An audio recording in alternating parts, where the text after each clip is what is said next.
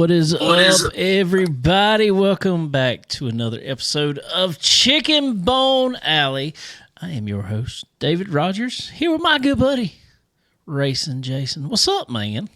What's going on? I can see you now, He's man. back. We can see. I mean, you look all high def now. You got off the iPhone 3 and The 2.0. 2.0. No, the Rocket 1.2. Oh. Yeah. Cale's already on. Cale, what's up? What's up, Cale? Cale was at where we wanted to be this weekend. Oh, He needs to jump on here. Cale, that little track in Ohio. Jump on here. Cale, jump on here if you can. Let me know if you can jump on here. I'll send you the link if you can. Tell me. Let me know in the comments. Anyway, what's been up with you, man? You know, we talked to you for about 2 seconds last week. That was awesome. That was a great conversation. Great conversation. Oh, yeah. Fantastic. I loved it. That was great. Got in and got out. That was awesome. 10-4, Cale. I'm going to call you in just a few minutes. Let me get through this little first part right here. I want to talk about one little thing, and then I'm going to call you. We're going to talk about, or you want to jump on Zoom. You let me know. Anyway, what you been up to this weekend, man? I've been sick, Dave. You too? Everybody around here been sick. Somehow I had it before we went on the cruise. I remember that. Yeah, I was feeling rough. And got off the cruise, I was good, but my mom, dad, and wife have all had it. So just terrible sinus mess and all that junk. Yeah, the head, man. I wish I could take a shot back and just suck everything out, man. I'm telling you. It's rough. Rough. I haven't had hardly any appetite. My throat's dry right now, but it's so funny. My throat's dry as crap, but I don't want nothing to drink. I don't have a craving. I hear you there. Well, hopefully you can get over that quick. While we're talking about get people getting over stuff and stuff real quick, everybody needs to remember our good friend Derek McGrew Sr. in their prayers. He is actually, I texted him with him last night. He actually apparently had a mild heart attack. Yeah, so they got him in the hospital. What? Yeah, he's doing okay, doing fine. Like I said, I was texting with him last night. Said his blood pressure was super high and all that stuff. So anyway, told him, I said, hey, you got to slow down. He's one of them that he'll burn the candle at both ends. You know, Man, you got to recharge that battery every once in a while. They race hard and play hard and work hard and everything else. And told him, I said, you got to slow down a little bit every once in a while. Man, thoughts and prayers, D-Mac. Oh, my God. Yeah, for sure. For sure. So we're thinking of him. That's for sure. Cale, what's up, man? Nothing. What's going on, bud? Not a thing, man. Not a thing. You missed a good weekend. You're Jason. How does your phone? Now you auto zoom. What now? You auto zoom. You like moved your hands, and it was like zooming out, zooming in. Really? Yeah. Oh, I do not know, Dave. He got one of them magic phones now, Cale. Yeah. He moved up from the iPhone 3. Oh, he done cracked my new screen. The 3 negative. You know, they had the pluses. He had the negative. Yeah. Hey, Cale done cracked my new screen, bro. I got to get a dog a new screen protector. Oh, man. Nice shirt, bud. That Trout Man shirt look good on there. Yeah. It's an old one. Well, I got some. I can't say, but yeah, man. Look out for them. But the World Finals. That's all I'm gonna say. Yeah. Keep your eye on that car. That's all I'm gonna say. All right, Cale's got the Drake Troutman. Jason, you've got the your thing follows your face. It's wonderful. You got a Devin Moran shirt. Champion. You know, I had to go throwback Davey Allison. Oh, Ooh. sweet. Nice. Just Nice. Just saying. Just saying. You know. Heck yeah. Cale, Yeah, man. you was at you was all the way up at Eldora this past weekend, wasn't you? Yeah, man. We had a lot of fun up there. Me and our champion in our Legend Car Series this year, Quade Schoonover, and one of our other drivers, that Branson Grooms. We all went up there in the motorhome, and then Levi's dad met us up there, and Levi's uncle, and met us up there, and we just hung out and had a good time Friday and Saturday. Y'all had a party up there, Man. which is It was nice. pretty much. Cale's he's VIPing on us, Dave. He is. You know, he's. You like my hat, Dave? I like that. I like that. Hey, I knew Rachel was going to say something. I don't even have one anymore. Well, I got a gray one somewhere. I don't have a black one anymore. The only black one I got is the one down at the end of the table, and Junior, Dale Earnhardt Jr. signed it, so I just hung it on the end of the table. A special edition. That's a special edition Chicken Bone Alley hat down there. Yeah. I get you one. I get you one. I gotta get some Chicken Bone Alley hats, and some new Lucky 13 Motorsports hats. Heck yeah. I can't get none. I'll send you one. I gotta get some. We need Racing Jason hats. He's got some. They're on his website. No, I got some here. Cale, you need to give me your address. I can send you one. I got some here. I got some for the World Finals. Oh, okay, Ashton Wingham would drive me crazy for a hat. I got some. All right. I'll holler at you later. All right, Tenfo. Oh, cool. Well, let y'all know. It was a good weekend, man. No. Go ahead. I was just gonna say real quick before we got into all the racing stuff. I was gonna let everybody know real quick. This past weekend, I had to go out to a local place here, Langston Ranch, who has actually come on board as one of Lucky 13 Motorsports sponsors for 2026 season. I am very appreciative to them. So we kind of, I guess you could say, debuted the truck out at Langston Ranch. I should have saw that. It looked good. I probably should have put a picture on here, but it's on our Facebook and stuff like that. Facebook. You should get a Facebook. There's a lot more people on there. I don't want a Facebook. Yeah, there's a lot more people on there, but there's a lot more news he don't want across. He don't want his page to grow, I guess, or something. I guess not. Racing Jason would be huge if he was on Facebook. Do you know what he would do with unlimited words?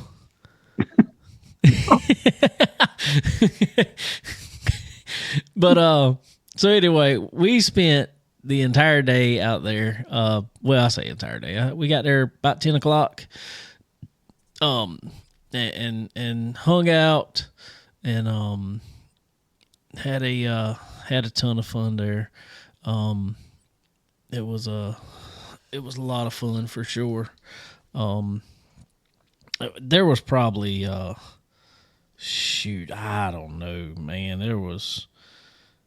I bet there was 75 to 100 kids sat in between mine and Robert Struber's truck. Our buddy Robert Struber brought his truck out there too to hang out with us, and I'm highly appreciative of him coming out and doing that with us. Just for the kids, just for kids to touch a race car and hopefully get them interested in it. And we had a great time. Kids played all day. Landon, my oldest, he works out there actually. And Jackson, boy, he played all day long out there. So they had a ton of fun. But I don't know if I should say this or not. I don't know. But you only got two race cars out there? Okay, so you going there. That's where I was going at. I knew it. Hey, look, Dave, I tried to get cars out there. I know you did. And I know you did. I know if Cale was down here, Cale would have been right there. And I got a lot of, trust me, I know if Connor could have been there, Connor would have been there. If my brother Chad Webster, if they would have had their rear end and transmission back, they would have been there. And I know people had stuff going on. Don't get me wrong. I do understand that 100%. So I'm not, don't think I'm pointing it at anyone like that. But man, I told Jason, I think I told you this the other day, man. Dude, we look and we want fans to come out to races. We need fans to come out to races. We talk about, fan attendance being low. Okay, guess what? If we get fan attendance high, you know what it's going to do? It's also going to, eventually it's going to up purses because tracks be able to afford to do stuff like that. It's going to give free tires at some point in time because look at what they've done at Southern National, the way that they've set their stuff up and got sponsors to do it, and they're getting people in there. But in order to get these fans, you're not going to gain them at the track. You're not going to gain them at just on Saturday at the racetrack. That's not where you gain fans. You've got to, quote unquote, give back, and you got to go out and make fans. And I'm not talking about for me. I'm not making a fan for me. I'm trying to make a race fan. I want them at a racetrack. I don't care what racetrack they're at. I just want them at a racetrack. Man, come on, guys, help me out. Help us all out. Like I said, I get people have things to do, have things scheduled. So I'm not pointing any one person out. I'm not trying to do anything, and I'm not talking junk really, but man, you got to step up and give back a little bit. And like I said, I know there was a bunch of guys that's been done with the season, got cars tore apart, trying to make big races. 100%. And I talked with a few of them that were like, man, I really want to be there. And we don't have our stuff back yet. We thought we were going to have it back and just not. And I get things come up, but I don't know. Maybe I'm jumping on too high a pedestal for that. I don't know. You got, like you said, Dave, you got to give back, man. You grow the sport, man. You got to put yourself out there. You got to have you do a meet and greet and stuff, man. Yeah, man. I don't know. It's had so many people, and we did. We had people there. Where do y'all race at? We tell them. We tell them kind of around the time we're going to race. And racetracks, too. Now, I get Florence Motor Speedway had some stuff going on. They had their monster truck show there. All the guys were there. But, man, God, get one of the monster trucks out there. Oh, my God. Too. That would have been awesome. What? But, man, tracks even. Come on. I put it out to them, too. Let's get a tent. We're there. We can man it. Give out a couple free tickets or some coupons for a little bit of money off or something like that. When people are offering to do this for free for you, man, come on. We got to do everything we can to get fans in the seats. I don't know. Yeah. Frustrates me. I'm sorry. I'm sorry. Oh, you good, man. You good, bro. I agree with you, Dave. Just saying. Might make people mad. I'm not trying to make anybody mad. Like I said, I know. The Dirt Track World Championship, it looked like on TV that there wasn't hardly anybody there. But if that would have been at a Portsmouth or West Virginia Motor Speedway like it's going to next year, that place is going to be packed. It's just Eldora is so big, so many stands. Yeah. And they keep adding. But I got a question about that. I know what I 100% get what you're saying. But why does that race not draw the huge packed stands? Go ahead, Jason. I think it's a lot got to do with the weather. I mean, you're in Ohio, which is 20 miles south of the North Pole, and it's freaking mid-October, so it's gonna be cold. Unless I go up there, rain all weekend too. So unless I go up there, then they have record highs every day. No rain this weekend. And I wore shorts all weekend except for the Friday night race. I wore pants, but probably didn't need them. But you live up there, Cale. You're used to that stuff. No, he hates cold weather. I hate cold. I'm from Texas, Bo. Oh, that is right. I love cold weather. I hate sweating. I hate sweating bullets. Whew. I'd rather sweat any day of the week. Oh no, man, it's so miserable. I tell you what, this ain't no lie, Cale. Went to Cherokee early this year. I forget what race it was, man, back in June. Grassy Smith. Man, I cooked 150 degrees, man. I mean, I was about to die. My shirt was soaking fresh. Thank goodness I bought me another shirt. I was about to fall out. Wow. Yeah. It's crazy. But then again, okay. So you say that. What do you think, Cale? Why are we not packing out Eldora for the Dirt Track World Championship? I think they just had a race there with the World the month before, and then they had the 4 Crown the very next weekend. I think Eldora was doing too much in short amount of time, my opinion. But now they're doing the World, they're doing the 4 Crown, and then they're coming right back for a 2-day show the weekend before the Dirt Track World Championship that's moving to West Virginia Motor Speedway. That's crazy. So I don't know how attendance is gonna be for that one. That's crazy that they're moving that to West Virginia Motor Speedway, which I mean I don't dislike at all. Go ahead, sir. Oh, I got some news for y'all. Go for it. Remember, was it last weekend? No, weekend before last. They had 246 cars in 4 divisions. Mm-hmm. That guy, I forget what's the guy's name, y'all, who's running WVMS now. What's his name? Golly. I can't think of it. Either. He cleared, listen to this, y'all. He pocketed over 150 grand. Oh, yeah. From the pit gate, from the stands, concession stands, and all of that, man. He pocketed, walked away with over 150 grand. Good for them. Good for him, yeah. Great for him. That's awesome. So this is gonna be big, y'all. This is gonna be huge. I'm so happy for West Virginia anyway, having a new venue coming to them. I hope the Hillbilly gets moved. I hope the Hillbilly goes back to West Virginia where it should be at in the first place. I agree. And that guy that owns the West Virginia Motor Speedway bought Elkins Speedway in West Virginia as well. So what is his name? God, I'd have to get off my phone to look it up. Well, me too. I can't think of his name. David's got all that access there. He probably look it up. But well, I will tell y'all. Did y'all know that the coffees? You know White Coffee? Oh yeah. Okay. His granddad's been helping out with the track prep at both tracks, WVMS and Elkin. So good for the coffees. Wow. Yeah, that's good. Those are some good people, man. The coffees are awesome. If you ever get a chance to meet White Coffee and the whole clan, go say hey to them. They are freaking awesome.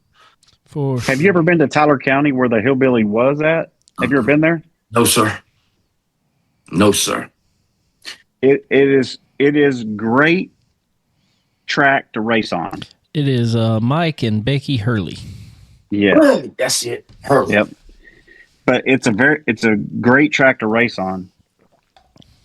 But that, as a fan, you have to be covered up going there because you will be completely covered in dirt when you leave. Dude, just like that in Charlotte. Is it really? Hey. Dude, I'm going to tell you the dirtiest I have ever been at a racetrack. Ever. And I've been to, quite a few. Dirtiest I have ever been was...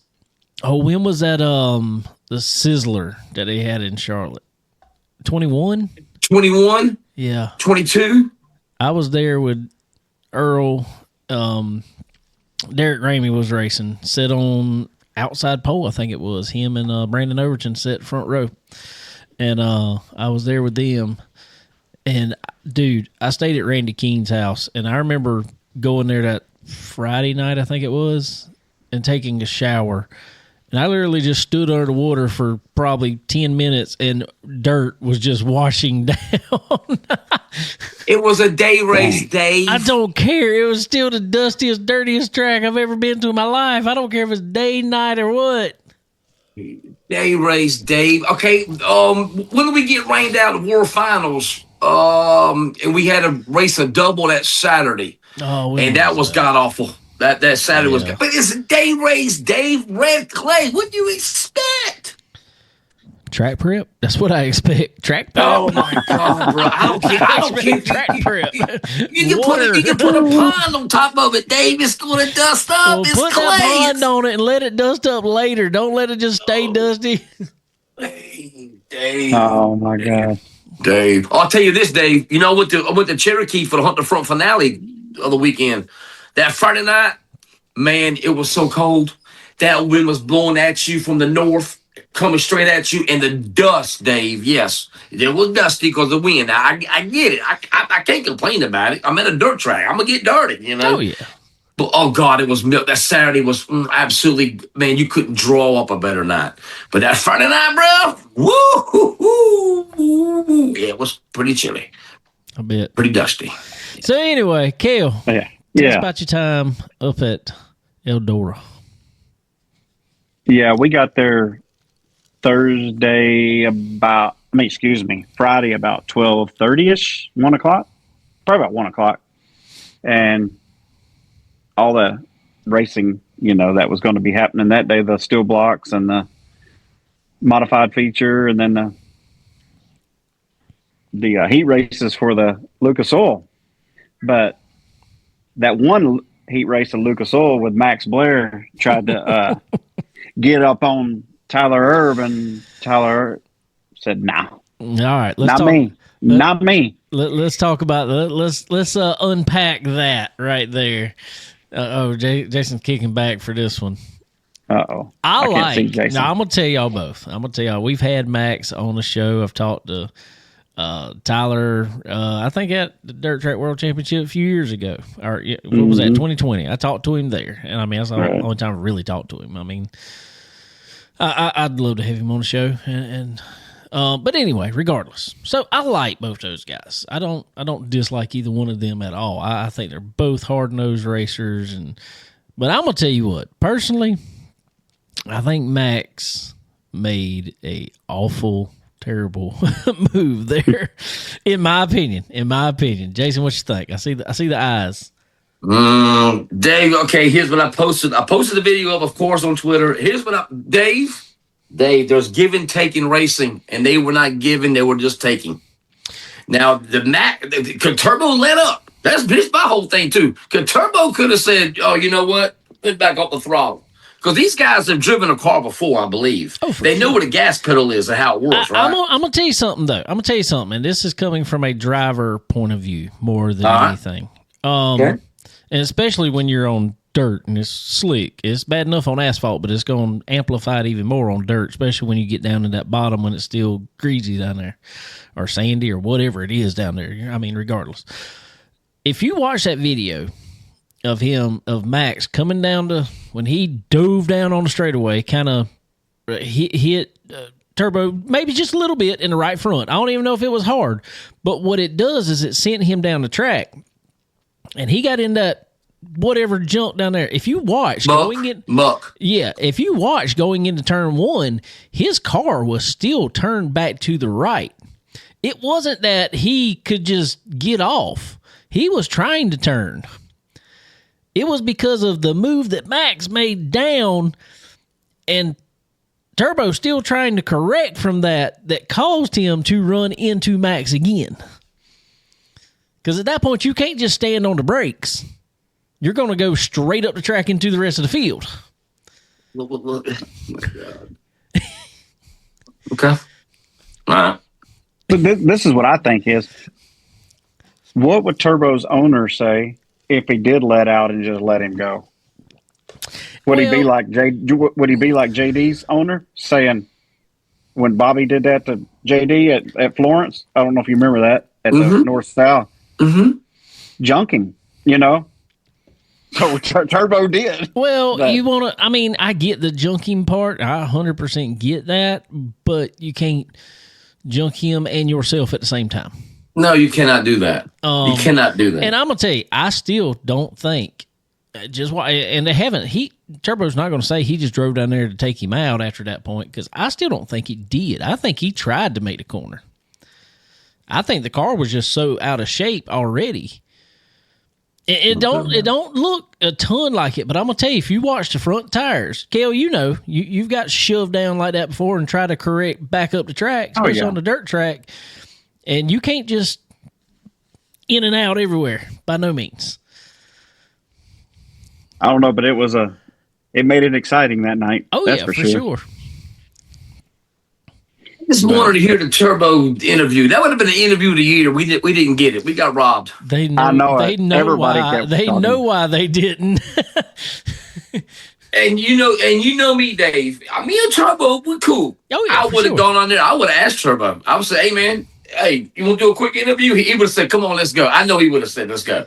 And I would have posted that on Twitter. Did you see his post?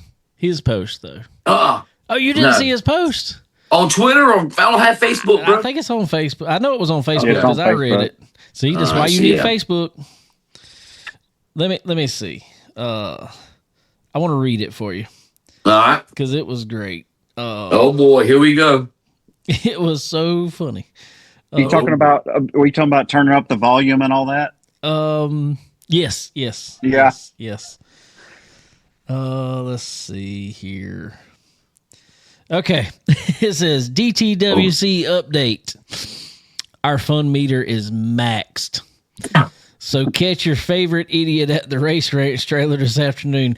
Blaring tunes, singing autographs, and cranking it up to 100 plus 11.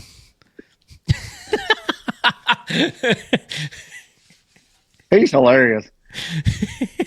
Oh my god. See, Jason, you need Facebook. You missed stuff like that. My god. Oh my gosh. It's great. Oh my god. Okay. Your favorite idiot would be the race ranch trailer. Oh my god. Okay. Wow. Okay. Now, okay. What I have to ask about it is Max kind of admitted to that he made a bad move there. Yeah, he did. But he still went off on Turbo. Mm-hmm. I Well, don't you know, they say understand that. This ain't the first time he cussed somebody out this year either. Do you remember Raceway? Was it Raceway 7? Or the next night at Path Valley or whatever they were in Pennsylvania? Who did he call? He called somebody else another idiot. Who was that? I don't remember, but I remember him getting mad. I don't remember that either. Oh, I can go. I bet you. Before the show is over, I'm gonna think. I'm gonna tell you who it was.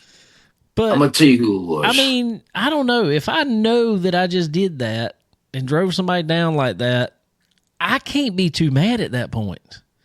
I might be upset that, dang, that didn't work out. But I got to understand why that dude's mad at me. I would like to know why somebody's mad at me. I mean, I'm always, why are you mad at me? What did I do? Exactly. Yeah. So, I don't know. Speaking of which, I'm gonna get to this later on. I'm gonna get this. I got something for you too, Dave. I got something for you, bro. All right. So after the feud there, let us know what else went on there, Cale.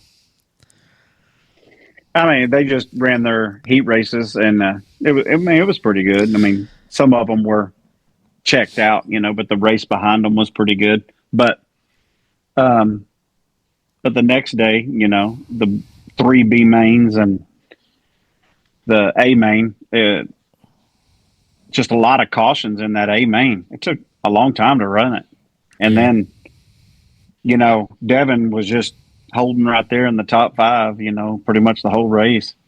And Ricky hit the wall early on and then continued, and then a caution come out, and he tried to come and fix it. And then it was another caution a few laps later.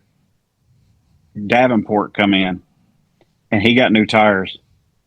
And when he did, he was from the back, and he was flying. And then he was running down, some of the guys up front, the top 10 guys, and he was running down. I think he was running like 13th. And then, I don't know, y'all probably watched it, where Ricky wrecked in turns 1 and 2, and then Davenport had nowhere to go. Right. Just loud. All right. So in saying that, obviously, Devin. Well, we know, and now he won the championship. Lucas Oil champion for 2025. Okay, we talked about this a few weeks ago a little bit, Jason. At this point, after this and seeing what could happen in that final race with, some of the front runners in that championship getting taken out. And I will say, this is one thing I want to add. If you go back to a straight full year point system, RTJ would have been a 3-time straight champion. Okay, with just knowing that, I'm not saying that's right, wrong, indifferent, whatever, because it's not the case. But in knowing that, what do y'all think about the playoff style format that they got going on in Lucas now? Better than the first one. Yeah. The first playoff situation, but I don't know. Whatever. I mean, we kind of have something like that in our series. Right. But whether I like it or whatever, and just play by the rules, I guess. I mean, what was really big was you got so many points for every win after they locked it. They locked the top 4 in. So really, that puts a thing on. Go out there and win more. That gives you a bigger lead going into the playoffs. And I say that too. If you're gonna have any type of system like that, winning needs to be awarded more, so people are trying to win and not just be consistent. Right. And I say, even if you do a full year, because I know we talked about NASCAR's talking about going back to a word on the street is anyway, NASCAR's going to go back to a 36 race full schedule, full season. But my thing is, I don't care if you can do it like that. Award the winner more points. That way, there's bigger emphasis on points. On winning. Yeah. Yes, sir. Yeah, I agree. And like we talked about too, Dave, award more points for hard charging. Let hard charging needs more love. There needs to be some bonus points in more fun stuff. I mean, I like this. Let's just say, I'm just using NASCAR example because they're the ones that's always done it. They used to give the leading a lap bonus points or leading most laps. Now it's fastest lap, but that kind of messed up because it's been the first guy pretty much that got wrecked that was able to come back out that's made the fastest lap now, because they go and put qualifying trim in it, go out and make the fastest lap, come back in and park it. So, that had to change. But I'm like you, do a hard charger, I don't know, all kind of stuff. Heat race wins. Heat race wins. I'm down with that. What does the other late model series do, Jason? What about Outlaws? Yeah, that other one. Wait, don't get me started. Don't get me started again. Was it a fast time? You get 10 points, I think, for fast time. Yeah. That's like Lucas, isn't it? Maybe. Yeah, it is. Yeah, I think so too. Yeah. And to me, that is the things that, and I think every series, I don't care if it's Lucas, World Outlaws, whatever, they need to promote that more. I mean, obviously you hear about who got fast time, but you need to really talk about, all right, that gave this guy 10 bonus points or, whatever, 5 bonus points, whatever you want to say there. I mean, just talk about that more and make that come into play. Yeah. I know what it is, Cale. I know what it. I think the person who gets the most fast times during the season at the banquet, I think they get bonus money for that at the banquet. I think that's what that is. Good. Yeah, that's good. Yeah. So I could be wrong about that, but I think that's what that is. That sounds good. So what's your feelings on it there, though, Jason? Far as all right, okay. I'm on the fence, Dave. I'm on the fence about this thing. Playoff. Okay. Last year, World Finals. The World of Outlaws. Yeah, Cale, World of Outlaws. It came down to Charlotte. Last race of the weekend, which is great. But I just hate it came to a flat tire with Pierce. Brandon Shepard won the. Can you imagine Brandon Shepard won the World of Outlaws last year? Wow. But yeah, it came down to the last race. Yes, they don't have a format. I kind of like that. I don't like how Pierce has got the big lead right now, going to Sonoya coming up, and he's gonna probably clinch the championship with another race to go. I like it. I don't like it. I'm on the fence. But is it a good thing? Oh, go ahead, Cale. Go ahead. No. Go ahead. I was just gonna say, is it a good thing though that at least dirt super late models have a couple sample sizes to choose from? You can watch Lucas, you can get the playoff format, you can watch World Outlaw, and you're going to get a full year Mr. Consistent. Whoever does the best all year is going to win this championship. I mean, does that help just in the way of thinking, or is it just do it this way?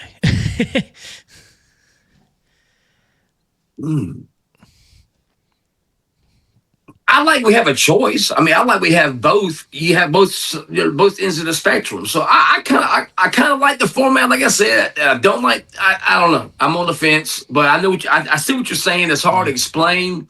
I like it because we have both ends of the spectrum. We have the format. One series we don't. So choose your poison. That's right. Go ahead, Cale. I just had a question for Race and Jason. He takes those on Tuesdays. Why? And are you going to the World Finals? Yes, sir. Okay.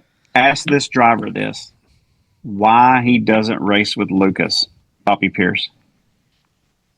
Ask him. I mean, I'm talking about the season, the tour, not just select races. Why don't he? I'm gonna say he probably says because of the playoff system. No, I believe that because he's ran World of Outlaws before the system even came about. Right. Somebody is calling me. Goodbye. I know. Uh-oh. I can't see y'all. I think because here's why I would run the Outlaws where I would Lucas. I like the tracks Outlaws run more than Lucas. Yeah, they run some same tracks, but you got Raceway 7 Ohio. What's the gem of a racetrack, if you ask me? Oh my God. Okay. Oh God, now you're sideways. There we go. There we go. You got tracks on the Outlaw. Deer Creek, for instance. You get to go to Deer Creek, what's a hidden gem in Minnesota. To me, the Outlaws, Mansfield coming up next year. That's another. Quit calling me, people. Mr. Popular. Oh yeah, the Josh Rice news came out a little while ago. My text message has been blowing up. But the tracks the Outlaws run, man, LaSalle. Man, they are just gems to me. So Lucas finally decided, well, you know what? We got to go to Fairbury. So I like the tracks Outlaws run more than I do Lucas. But plus, Lucas has a lot of 2-3 day shows. Have y'all noticed that? Yeah. I mean, do we like 2 and 3 day shows? I don't mind it if it's kind of a building type thing. If we're talking about and obviously they're not going to be at the same caliber, but let's say, like Eldor does for the Dream or the World when it's a multi-day show. If it really builds to a crescendo, we lost Cale. He'll come back. But if it really builds to a crescendo there at the end and something really big, then I'm fine with it. Now, if it's a multi-day deal that's just kind of, all right, at the end of it, it's $15,000 to win, it's just whatever. Yes, sir. Okay, here's what grinds my gears. Okay, I wrote down, I'm going to do this for your show and tomorrow night. I got down all the winners from this year's Lucas Oil Championship series.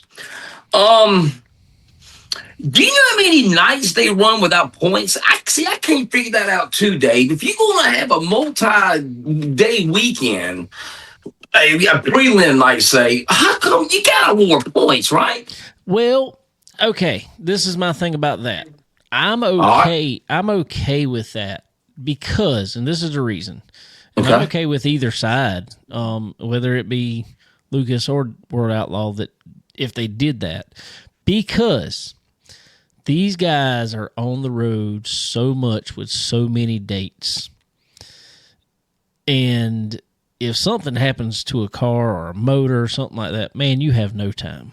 So if you're okay with having a non-points night and that guy has the option of, man, I really need to work on my stuff and I need to miss tonight's race, like they used to do at East Bay multiple times. You know, when they raced all week, you might have a guy race the first couple nights, take a night off, and then he's going to run the last. You know what I'm saying? And that's okay to me just because it gives the guys an option to take a night off when they need to. If you run full points all the time, they have no option. So a night at Port Royal, you're at Port Royal for 3 nights, and the first night ain't points. I don't know, man. You need to be awarded, Dave. You need to be rewarded. Well, now this is what I would do. And if we're going to do it like that, one, either give them, so many drop races and they can take off throughout the year. Don't matter where. Just give them so many drop races. K. Dillard. Yes, exactly. Or say they're at a race like that, and say it's a 3-day show. Let's say a 3-day show. You're going to get awarded points for either Thursday or Friday, whichever one was your best, and the Saturday night. You know what I'm saying? Mm-hmm. That way it also gives you an option to not be there. But if you go have a great run on Thursday night, then have a terrible run on Friday night, okay, your points only counted from Friday night, then that Saturday night. You know what I'm saying? Mm-hmm. Mm-hmm. Mm-hmm. I could get down with that too. Basically the best 2 out of 3, but you had to, one of your 3 had to be that Saturday, which is the the feature. The reason why we're all here. Yeah. Exactly. So, okay. I could get down with something like that. That's, I don't know. It's just, I think the way they got it scheduled, and it's every racing series, I will say that, and I don't care if it's dirt, asphalt, whatever we're talking about, but I will say that that Florence Motor Speedway and this past year Southern National probably did the best with the I-95 shootout races. Basically that's how it was. It was like they had 3 sections, and basically if you ran so good the first one, if you won the first segment, like in the points, you were locked into the third and final segment, which meant through that middle segment you could miss some races if you needed to. You didn't necessarily have to run every race to still be in the points hunt. So, but I will say this: it worked out good in some ways, as far as just giving the guys time off. Mm-hmm. But what it did was also the guys knew they could take time off, and so it was like very few races they got all the cars that were in it there at one time, because once it got to the final segment, some of the guys that knew they were out of it didn't show up. Yeah. And they missed some of the first races, and so you never really had what would have been a full field, other than maybe at the icebreaker, which was, at the first of the year, they had a full field there. After that, it was kind of sporadic of how many cars were going to show up.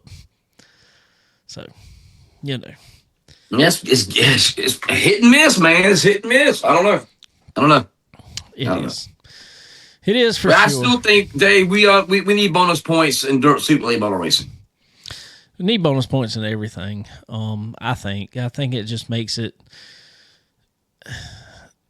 It makes it exciting for if you really promote that factor, and I don't care what that is. Like I said, if it's fast lap, if it's I don't care what it is.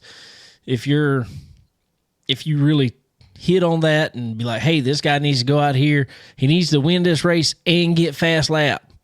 To have a chance to be locked into this or something like that. I don't know, but at the same time, I'm with you in the fact of, like you talked about Bobby Pierce, he's probably going to wrap it up this week or next race at Sonoya.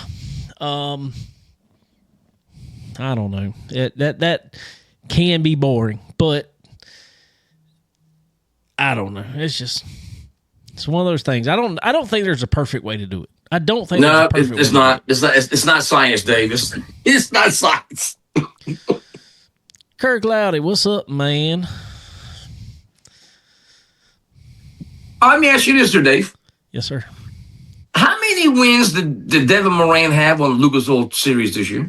Oh, God. I have no clue. I have no Really? clue. I really don't have a clue. You want me to guess? Yeah. I'm going to say it's in single digits. Okay. All right. Am I on it there?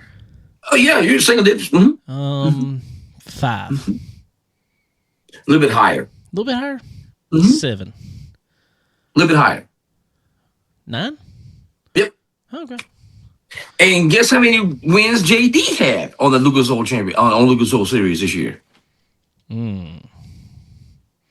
He got in a little hot streak there but a minute, but I don't know that was. I'm going to say he had about 7. Mm-mm. More? A little bit higher. A little bit higher. 9 also? Yep. There you go. Wow. That's amazing. And see, I would have thought Devin have. RTJ had. How many you get? Guess. I'm gonna say it's less than that, isn't it? Oh no, sir. No, more? I don't, dude. I'm terrible at remembering who won what. I know. There's a point to this. I'm gonna tell you this. I'm gonna say he won 15. 14. Good, Dave. That's close. 14. See, when I looked at this yesterday, I was like, man, Devin Moran had 9 wins. What was I at? 'Cause I figured, JD won all the crown jewels. Yeah. Devin Moran won a couple 10s, couple 12s. Really nothing. He did win. He did win one crown jewel. Gosh, what was it, man? Oh, what did he win? Dog, it one of them. Oh God, wasn't topless. What the heck was it? The Red River Rumble? No, RTJ won. RTJ won that. Yeah. Who?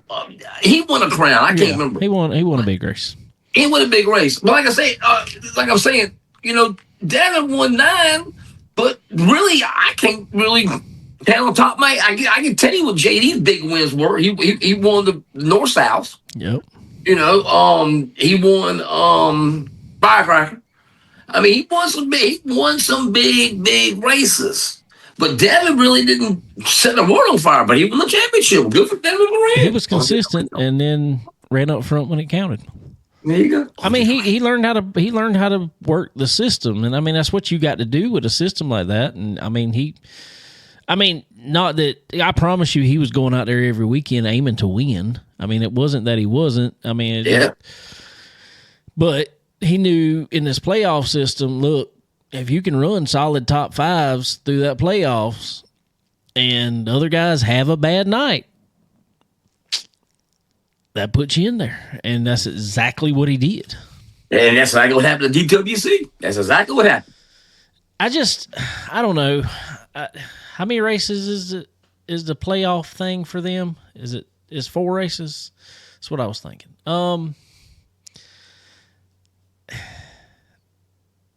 Should it? Okay. We know we don't want 1. We know we don't want that. We hate that. We do not like that. Did not like that. Did not like that. Is 4 the right number? Okay, Mr. College Playoff. Mr. NCAA basketball tournament. They gonna go to 72 or whatever. That's ridiculous. Hey, you know what? I'm actually okay with that. But we'll get No, that's, no, that's for don't get another me day. started, bro. The regular season doesn't mean anything. Okay, that's bullcrap. All right, everybody get in. You get in. You can get in. Oprah Winfrey, you get in. You get in. You can get in. Come on, South bro. Carolina ain't getting in. Don't get me started with Saturday, bro. Don't I don't even want to go there either, bro. I don't know if Clemson's God, what'd you ask me? Huh? I said I don't know if Clemson's getting in either, though. Good for them. Just kidding, y'all. Sorry, Clemson fans. No, I'm not. What'd you ask me? I forgot what the question was. Is 4 the right number for the number of races for playoffs? If we're gonna have a playoff system or a reset like this, is 4 the right number of races? I think so. I don't want to go to 6 or 8 or maybe 10. Don't need 10. Do not need 10. Why don't we need 10? Because I was about to say I think 10.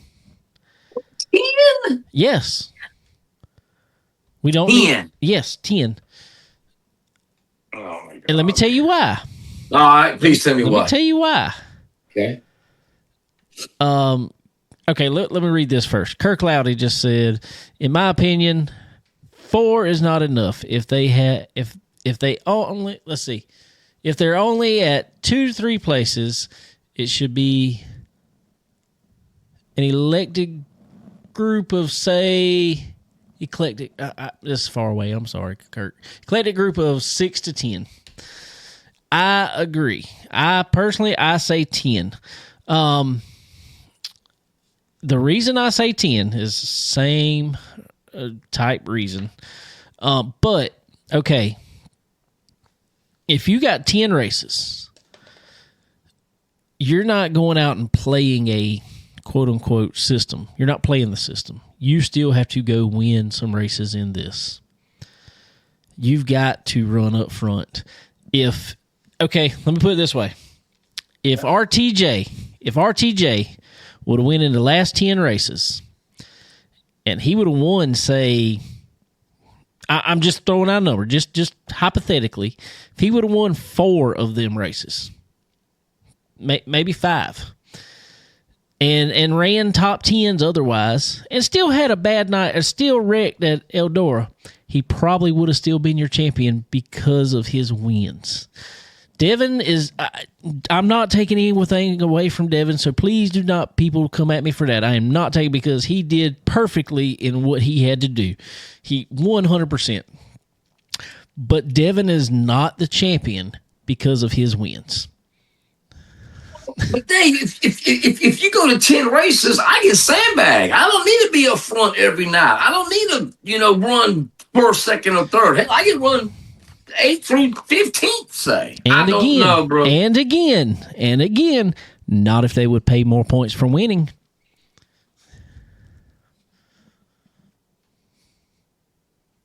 If we pay more points for winning, we don't need that many races in the playoff, right? Yeah, you still need that many. Because then turn around, say if RTJ won 4 races then Devin does turn around and he wins 4 races, guess what? They're still close. Now, if RTJ goes out and wins 8 of those races, yeah, you're probably done.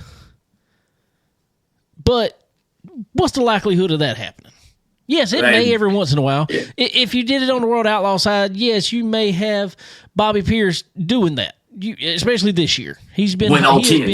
He has been hot. There's no doubt about it. I don't care what kind of system you would put Bobby Pierce in this year. If he ran like that in it, he would have won it.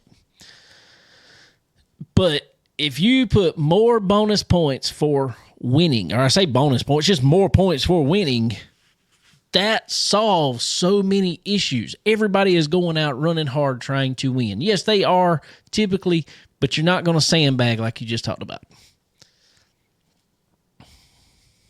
Okay. Okay. All right. So are you saying 10? Okay, if we're going to expand them, no more than 6. No more than 6. I can deal with 6. I can deal with 6. All right. But I just would personally like 10. personally. But I could deal with 6. I don't think 4 is a big enough sample size. I don't think 4 is a big enough sample size. Okay. Just for throwing some consistency in it. You know, somebody who now Devin was consistent. That is why he won through 4. But if you had a guy, let's just go back hypothetically again, in 4 races, RTJ could have won 2. If you're paying the points out like they are now, he could have won 2. How did those go? Those 4 races, who won them? Do you know? Brownstown. Who won Brownstown? Devin. Okay. Devin won DTWC. All right, they went to Brownstown, Eldora. Where else did they go, Dave? Think, bro. Hold on, Dave. Brownstown was the first one. All right, we just had Eldora. That's 2. Now, what are the other 2 at, Dave? Crap if I know. Oh, I've been man. working so hard on a truck lately, I don't know nothing. Oh, wait a minute. Oh, God, bro. Oh, my God, bro. Oh, my God, bro. Let's see.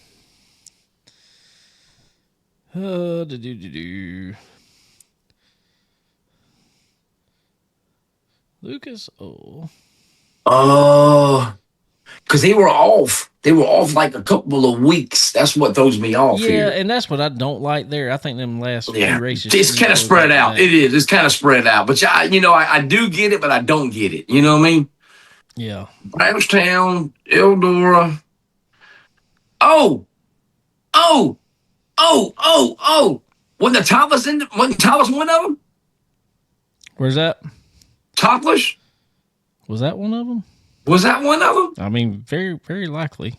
They're spread out so far, Dave. I can't think that far back, bro. I'm trying to see.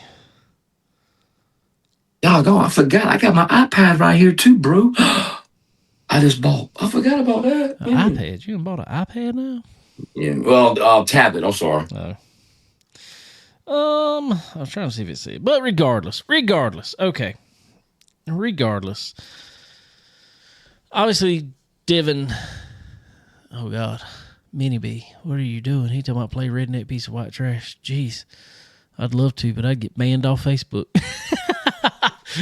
What? Play what? You'll have to look it up. Oh. Song called Redneck Piece of White Trash by Rebel Son. Oh, yeah, I don't know that one, Dave. You should look it up. JD won, Matt Grantham said he thought JD won topless. He did win topless. Was that in the full? Was Knoxville one? Knoxville was one. Knoxville was one of them. All right, that's and 3.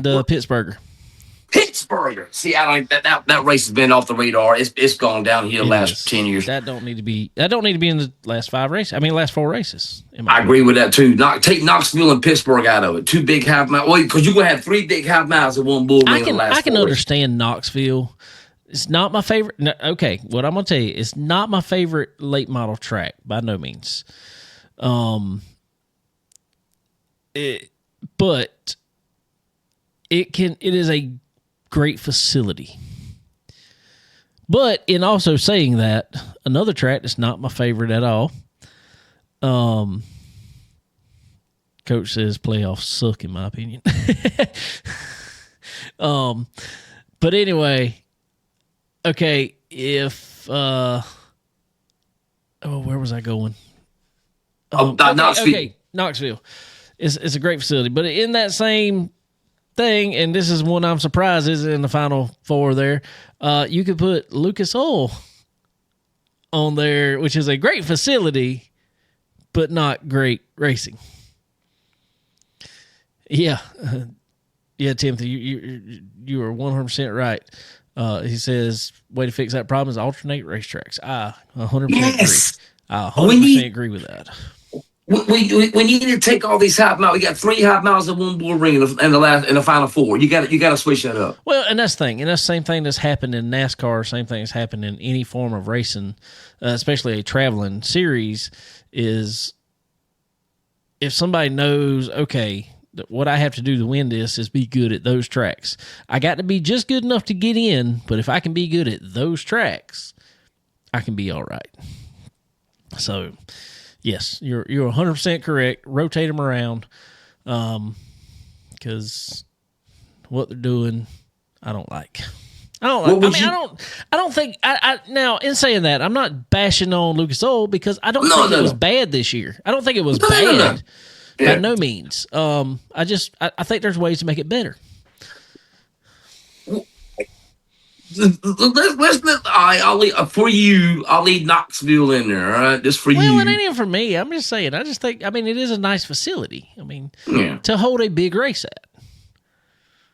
Yeah, but it's not even. It's not a big race. It's nowhere near the Knoxville National Spring. It's nowhere near there, bro. You're 100% right. I agree with you. All right. Let's do this right here, Dave. We're going to do a fantasy pick here.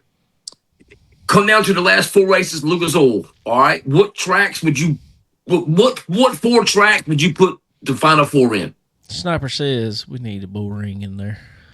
Well, we got 1. We need at least 2, maybe 3 more. Take Pittsburgh out of the deal. Yeah. I say move Pittsburgh. I think we're keeping 4 races. Mm-hmm. I kind of like the West Virginia, the new West Virginia. I think that can be a good race. I'm not putting these in any particular order. Which how big is West Virginia now? 3/8. 3/8. So relatively small. Like Fayetteville. Yeah, Fayetteville. Are we calling that a bull ring? But Fayettelle? No. Oh, WVMS. WVMS? Yeah. Yeah, bull ring. Yeah. We'll say that's a bull ring. Okay. Yeah. Okay, so that kind of gets you your bull ring there. Personally, I think we could use 2. I think Fairbury would be an awesome one in the playoffs. I don't think it needs to be. Go ahead. I need to stop you right there, though. If you're gonna have Fairbury into the playoffs, when you gonna have Fairbury? What month? When? Oh, it needs to be the first one in the playoffs for sure. First one in the playoffs. I'm about to say, because the weather. Okay, all right. Be first one in the playoffs. All right, Fairbury. All right, that's 2. Okay, I like that. Let's see. Oh, that is a good one. I'm glad you just brought that up, Sniper. Golden Isle. Awesome facility.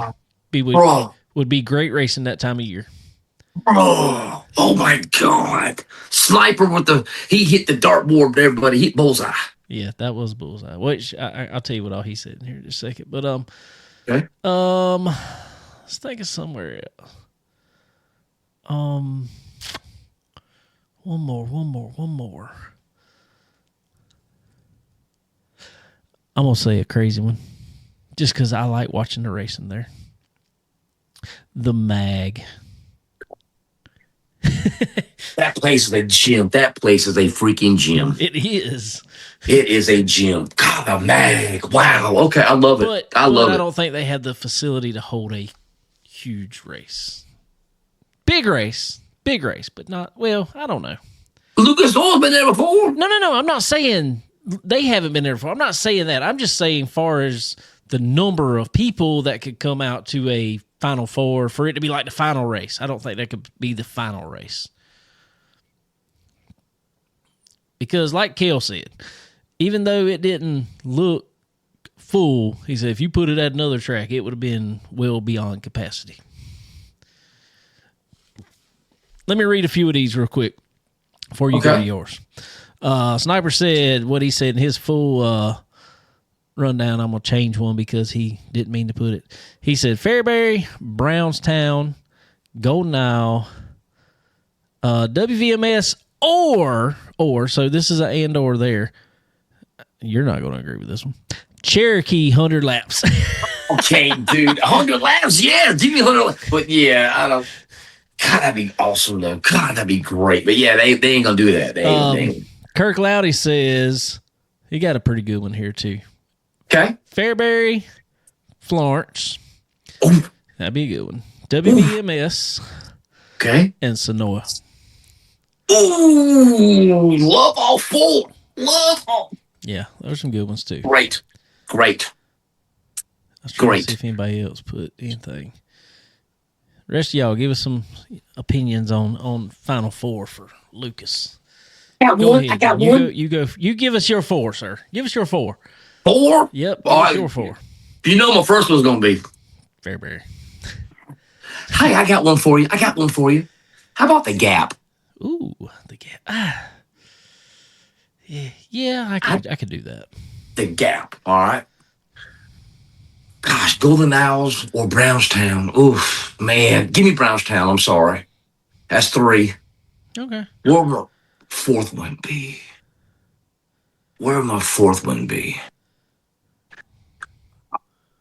I love it. I'm going to say Golden Owls. I think that's my thing is we always go to Golden Isle at the first of the year, and I get why we go because it's cold, and I mean that's when it's been. I know it's changed, but you know what I'm saying. It's still at the first of the year. Our buddy Andrew Gare said anything without red dirt.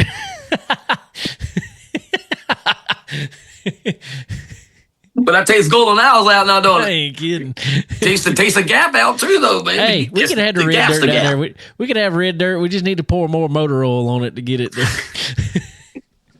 get it back black. Do like Junior did. Just put beer on it. Remember the go-kart track? Yes, that was great. Yeah. But yeah, the Gap's red dirt, man. But the Gap is the Gap. Yeah. Yeah. For sure. Yeah. For sure. All right, well, finish yours. That's my 4. Did you give 4? Mm-hmm. Was that 4? I'm sorry. Fairbury, Brownstown. That's the Gap, and Golden Owl. Golden Owl, that's right. But yeah, I think a late season Golden Owl would be cool. Who owns Golden Owl now? Don't know. I know Bronson had it for that little bit of time and poured all that money and then sold it. I know. Within what? Not less than 6 months. Yeah, I know. So I was in shock. I mean, I was like, were you? He would. Yes. I don't know. He was ever there while it was open. Between his wife and his in-laws ran the thing. Well, that's true too because he on the road working. Right. He did do some plumbing work there. Yes, he did. Sniper said the only reason he said Cherokee is because the fall off in the challenge of 100 laps. I agree with you. It would be I like the 100 laps there for sure. Yes, Dave, that was a great race, man. That was absolutely fantastic.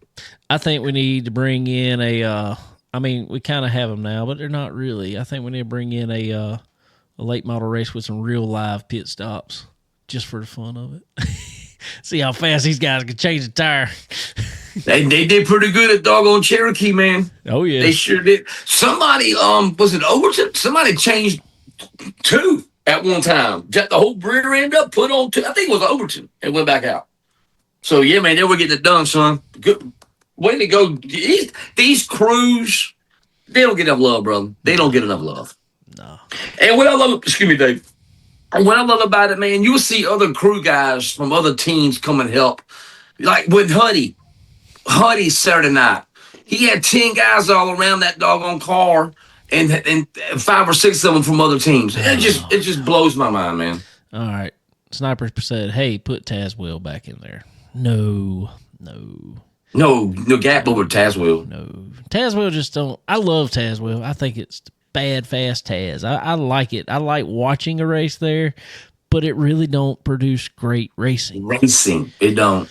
It's fun to watch because it's so fast around there. Yep. It's like February on steroids. You know, small, that fast. Kirk said live pit stops that me and Barry Wright would have to just watch. Kirk, I'll come help at that point, just for the fun of it. Oh, wait. Oh, hold on a second. Uh-oh. There's no telling what he's got. We get the zoom out when he walks away. This new face following feature you got is something else. Oh, fun. Oh, so anyway, while we're waiting on Jason here, what's he got? He's got a good old Kate Loudy shirt. I got his shoes. All right. See, you got a shirt. I got his shoes. Huh? You got Cale Loudy's shoes. How'd you do that? Bought them from him. He was selling a pair of racing shoes, and I was like, "Hey, that's my size. I need those." You're kidding me, man. Oh yeah. Did he sign them? No. I pick on him about it.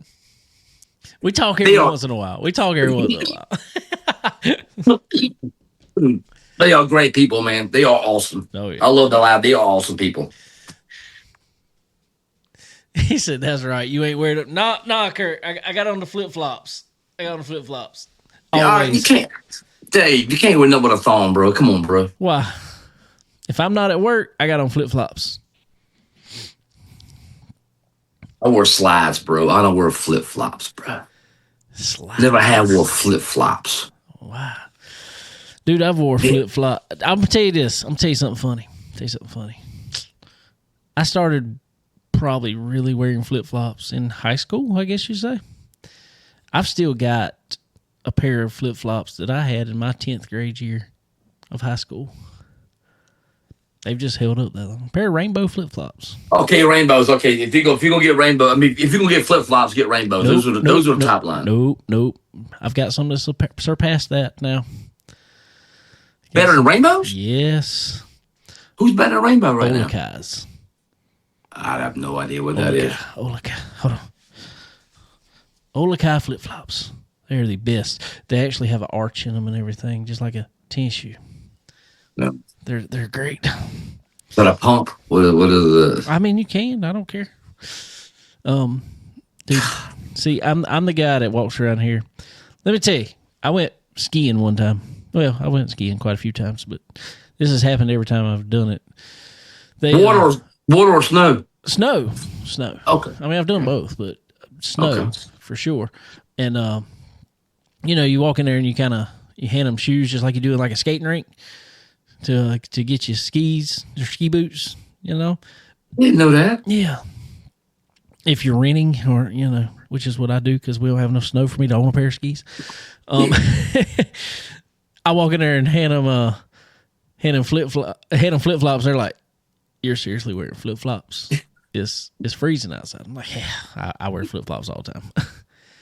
Are you serious? Me and Brandon Overton are always at the pits wearing flip flops. Oh yeah, okay, all right, yeah. I forgot about that. Yeah, sexy's on. Yeah. I was picking on him in Bristol one year though, because I'm still up there wearing flip flops. It's cold as I don't know what outside. And I said, "Where's your flip flops?" He said, "Dude, it's too cold." I'm like, "No, it's not." Was the hat on backwards? Oh yes. Okay. For sure. Kirk said Olakai's or Sanooks. Sanooks are good too. I got a pair of them too. See, flip flop crew. Wow. Yeah, man, I'm good. I got my Under Armour slides. You sound like my son. You probably wear them with socks too, don't you? No. See, the kids nowadays, the teenagers. My son's 16. The teenagers don't wear anything without socks. And I'm like, you defeated the purpose. Yeah. Slides with socks. Yeah, I'm telling you, that's what the kids are all about it. Nah, bro. Nah. Come on, man. Oh, Kurt said now he's a slides guy though. Okay, well y'all be slides guys. Y'all do y'all slide jobs in y'all shoes, whatever. There you go. That's right, baby. All right, real quick before we get any farther, ladies and gentlemen, let's have a word from all of our sponsors. Get some water. All right, dude. Are you ready to unleash the true potential of your ride? Tired of feeling held back? It's time to experience the Pro Fabrication difference. At Pro Fabrication, we don't just build headers and exhausts. We engineer performance. Crafted with precision from high-grade materials, our systems are designed for one thing: maximum power. Feel the instant increase in horsepower and torque. Hear the deep, aggressive rumble that turns heads. Our expertly designed headers optimize exhaust flow, while our performance exhaust systems deliver that signature sound that you crave. But it's not just about power and sound. Pro Fabrication means durability you can trust. Built to withstand the toughest conditions, our headers and exhaust are an investment in long-lasting performance. Whether you're hitting the track, conquering the trails, or just cruising the streets, Pro Fabrication gives you the edge. Experience smoother acceleration, improved field efficiency, and that unmistakable feeling of pure driving exhilaration. Don't settle for less. Upgrade to Pro Fabrication headers and exhaust today. Pro Fabrication headers and exhaust. Quality that wins. Chicken Bone Alley is brought to you by SRI Performance. They are your one-stop shop for all things racing. Do you need performance parts? Look no further. They offer a wide range of high-performance parts for various types of racing, including stock car racing, dirt racing, and more. SRI Performance also has the most knowledgeable employees in the industry. If you're looking for that hard-to-find part, they've got it. And if you're wondering how to make it work on your car, they know it. Check them out online at www.sriperformance.com. And when you do, don't forget to use the promo code CBONE10. That's C as in chicken, BONE10, and get 10% off at checkout. Stock Car Steel and Aluminum is a full-line steel service center stocking thousands of sizes, shapes, grades, and types of metals and plastic. If you need it, they have it. And if not, they work fast to find what you need and get it to you.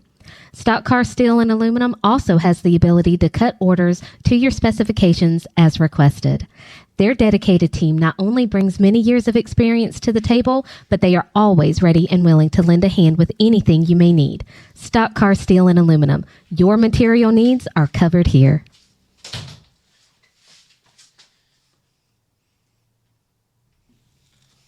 Tired of leaving performance on the table? Ready to dominate the track? For decades, Earl Ramey Racing Engines has been the secret weapon of champions. We don't just build engines. We craft precision, engineered powerhouses designed for one thing: victory. From meticulous machining to expert assembly, every Earl Ramey engine is built with uncompromising quality and a passion for speed. We understand the demands of racing, and we deliver the reliability and raw power you need to cross the finish line first. Whether you're tearing up the asphalt or conquering the dirt, Earl Ramey Racing Engines provides the competitive edge you've been searching for. Don't just race, conquer. Contact Earl Ramey Racing Engines today and let us build your winning machine.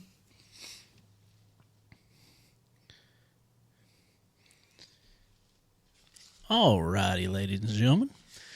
Whew, we're back. I just ran like the fastest I've ever run in a long time.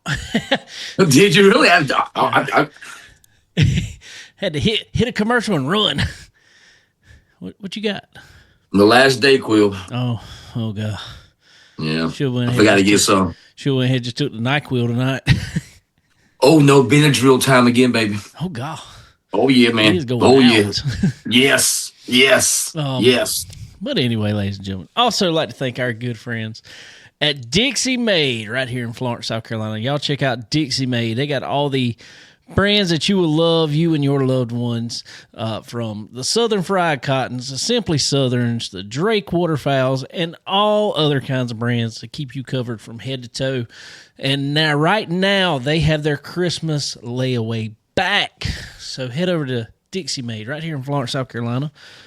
You know, Dixie Made. And get yourself looking good from head to toe. So head over there, tell them we sent you. Put it on layaway. Pay for it a little later.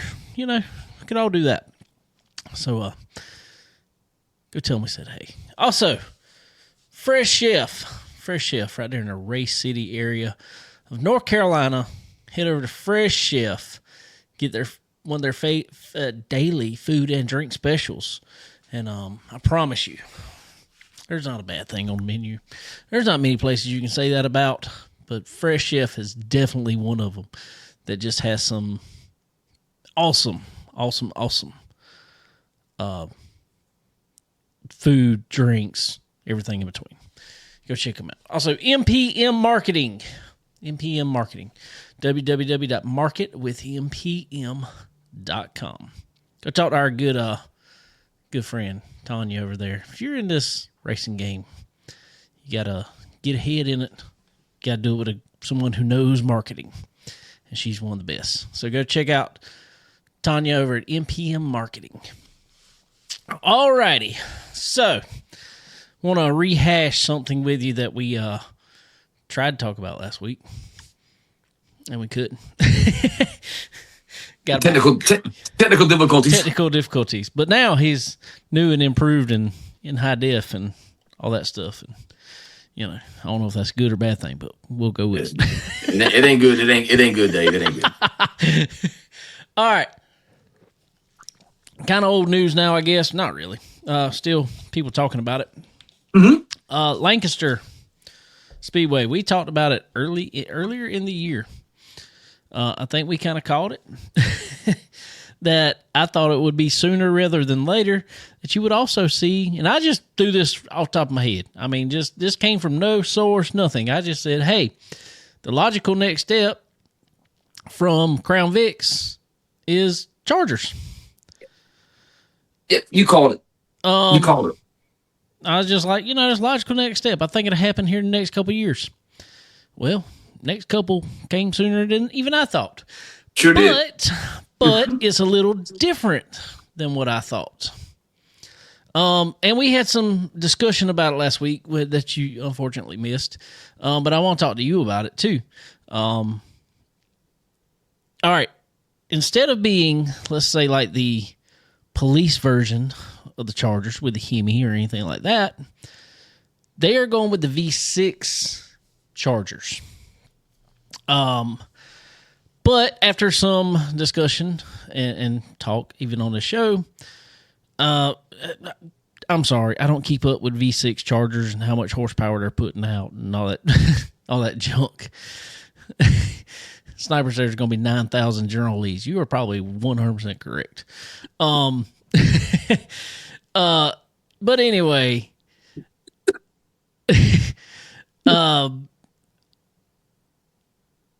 they're going with the V6 because apparently a V6 Charger has somewhere in the range of 280 to 300 horsepower. Mm-hmm. Whereas, say, the Crown Vic, the V8, is only pushing not that. I mean, it's like low 200. Oh, wow. I didn't know that. I didn't either. And also, on top of that, the Crown Vic's a heavier car. Mm-hmm. Yeah, got to figure that. Yep. Center of gravity is probably up higher, too. Does not have as good and modern as suspension on it as, say, something like the newer Charger would. Okay, so apparently, I guess they've already kind of tried out some of these cars. I would think you would to announce a new class. You would probably have already tried out a few. From what I hear, they're probably faster than, for all intents and purposes, than the Crown Vic. Okay. There's some people I'm listening to. They're not exactly happy about another class like that coming out. From a standpoint of tracks just adding on classes, just to add on classes. Not getting rid of any classes, which I don't know is a good or a bad thing. That's why I want your opinion on it. Mm-hmm. So what's your thought on the new Charger class at Lancaster? I think it'd be awesome. Lancaster half mile racy track. I'm just saying, I like to see them at Sumter. I'd love to see them. Can you imagine the Chargers at Sumter, son? All that bumping in back, bruh. Okay, so the Chargers gonna be faster than the Crown Vic. So can we put weight on them to handicap them? I mean, you probably could if you want to run them with the same class. I would. When you do that instead of adding another class? All right, here's my thought on that. All right. Add the other class. Let's go another step though, and not have just Chargers, because yes, the Charger and or the Challenger could be Dodge's version, and I say throw the Challenger in there too. It's a 2-door car. Yeah. And yes, you can weight, handicap, all these. Also, throw in a Camaro Okay. V6, and Yes. also throw in a Mustang V6. Yeah. Why not? Then will be a modern street stock class. Amen. I'm all for that, Dave. I am God. That'll be awesome. And obviously, I mean, there's going to be one car that's better than the other. Yes, let's do whatever we can to even them out. And obviously, it'll take a little while to figure out, hey, this car's a little better. Okay, let's put 50 more pounds on it. Let's even this out. Good, you know? And it's easily done. I'm just, okay. And also, to that, at the same time, track owners, I get why you do it. I get why you want to run every class you can, because that gets the most amount of people there in the pits and just there in general. I get that, but man, we don't need to be there running 10 classes a night. We don't. So I say, if you're going to run that class, stagger them and the Crown Vics. Do not run both of them classes on the same night. Run them together. Or run them together. Or run them together. Or run them together. Run them together. Figure out a way to even that out. Run them together. Well, I just don't want to go to a. The only problem with running them together is I don't want to, because I'm gonna tell you what's going to happen. At some point in time, instead of people they saying, "Oh, you putting weight on them compared to us is not going to help us out. We need this, whatever this is, to give us more horsepower." And then you start making cars more and more expensive. And that is not what that class needs. Oh, wow. Wow. So win-lose. Yeah. So I'm fine with both the classes. Well, Dave, some tracks, you have Crazy Sportsman, and you have, I guess they call it Thunder Bomber, and they both look the same. I don't need that either, Dave. You got that. You got, I hate to say, well, you got also some of them, the Thunder Bomber and the street stocks look identical at some tracks. Mm-hmm. And it's the same thing kind of happened over around here, even on the asphalt side, where you had what they call T&L, Thunder and Lightning, and the street stocks. Looking at them, you didn't look and know a difference. The average, the run of the mill fan that was not just in racing could not look and tell a difference. And they're like, why are they running two separate classes? Go ahead. It's like Swainsboro. It's like Sonoya this past weekend. You have 602 late models and 602 Charger. I don't need that. No. At Swainsboro, I love Swainsboro. Swainsboro, I love y'all to death, man. I cannot wait to go back. Coming up here in February. You have Crown Vics and you have Junior Crown Vics. Don't need that either, Dave. Well, okay. That is one thing I'm gonna probably disagree with you on. Let me tell you why. Because they are also doing that at some of the asphalt tracks in Georgia. I saw with the Junior Crown Vics. Dude, I'm gonna tell you, and yes, this is never gonna change. I'm probably beating a dead horse here.